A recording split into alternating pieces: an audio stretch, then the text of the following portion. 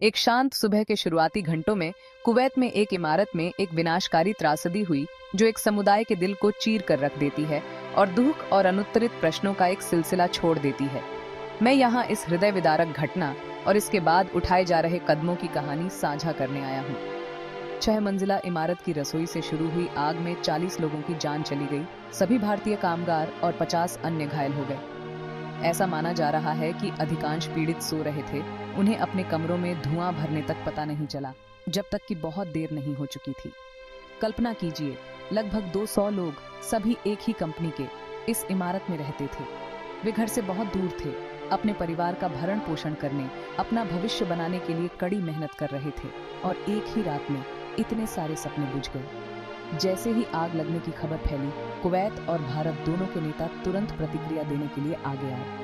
प्रधानमंत्री नरेंद्र मोदी अपने इतने सारे देशवासियों के खोने से बहुत दुखी हुए और उन्होंने एक समीक्षा बैठक की। उन्होंने पीड़ितों के परिवारों के लिए मुआवजे की घोषणा की और यह सुनिश्चित किया कि मृतकों को वापस लाने और घायलों को आवश्यक चिकित्सा सहायता प्रदान करने के लिए कुवैती अधिकारियों के साथ प्रयासों का समन्वय किया जा रहा है।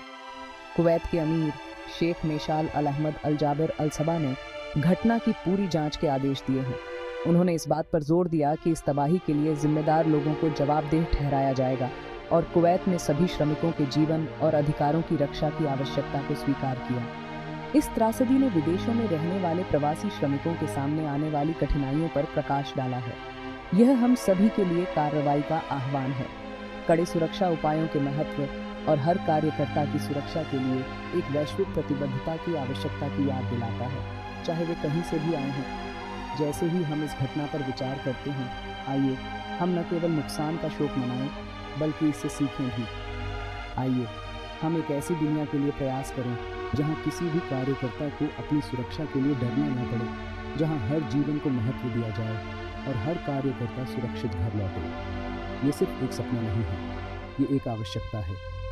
आज मेरे साथ जुड़ने के लिए धन्यवाद। जैसे ही हम इस कहानी का पालन करना जारी रखेंगे, मैं आपसे आग्रह करता हूं कि प्रभावित परिवारों को अपने विचारों में रखें और हर जगह श्रमिकों की सुरक्षा की वकालत करें।